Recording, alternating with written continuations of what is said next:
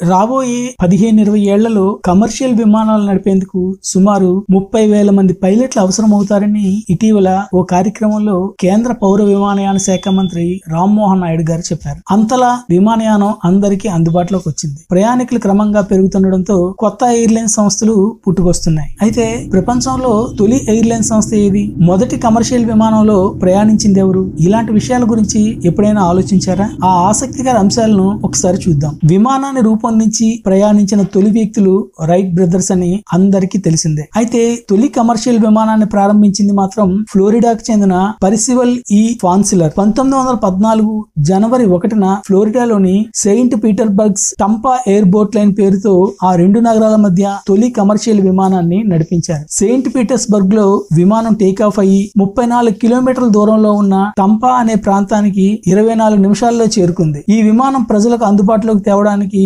ఫాన్సిలర్ చాలానే కష్టపడ్డారు. ఫాన్సిలర్ ఓ electrical engineer, కానీ కమర్షియల్ విమానం ప్రారంభించాలనేది అతడి కల. అందుకోసం అప్పట్లో విమానాలు తయారు చేసే బెన్వా ఏరోప్లేన్ కంపెనీని సంప్రదించాడు. సెయింట్ పీటర్స్బర్గ్ లోని ప్రముఖ వ్యాపారుల్ని పెట్టుబడులు పెట్టాలని కోరాడు. ప్రభుత్వాన్ని రాయితీ ఇవ్వాలని అభ్యర్థించాడు. అందరూ సానుకూలంగా స్పందించడంతో పనులు చకచకా పూర్తయ్యాయి. అప్పటి విమానాలను ప్రస్తుతం సీ ప్లేన్ లాగా నేలపై నీళ్లపై ల్యాండ్ అయ్యే విధంగా తయారు చేసేవారు. పైలట్ టోనీ జానస్ తొలి కమర్షియల్ విమానం నడపనున్నారని 1913 డిసెంబర్ 30న పత్రికల్లో ప్రకటించారు. ప్రయాణం ప్రారంభించే రోజు రానే వచ్చింది. 1914 జనవరి 1న సెయింట్ పీటర్స్బర్గ్ లో అప్పట్లోనే 3,000 మంది ఆ కమర్షియల్ విమానాన్ని చూసేందుకు వచ్చారు. ఆ విమానంలో పైలట్ తో పాటు ఒక్కరు మాత్రమే ప్రయాణించగలరు. అందుకే తొలి టికెట్ ను సేవా కార్యక్రమాల కోసం వేలం వేశారు. ఆ టికెట్ ను నగర మేయర్ అబేఫిల్ $400 పెట్టి కొనుగోలు చేశారు. టోనీ జానస్ విమానం నడుపుగా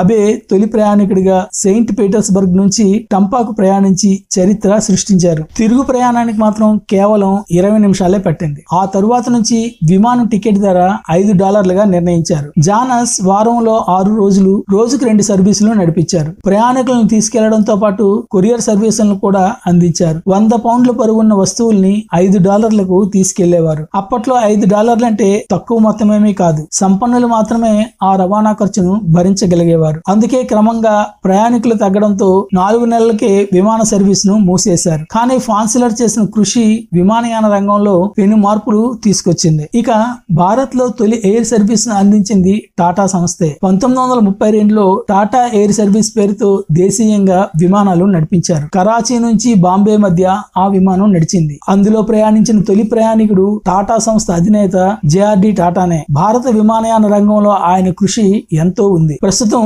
భారత్ లో air India, Akash air, IndiGo, spice jet సంస్థలు విమాన సేవల్ని అందిస్తున్నాయి.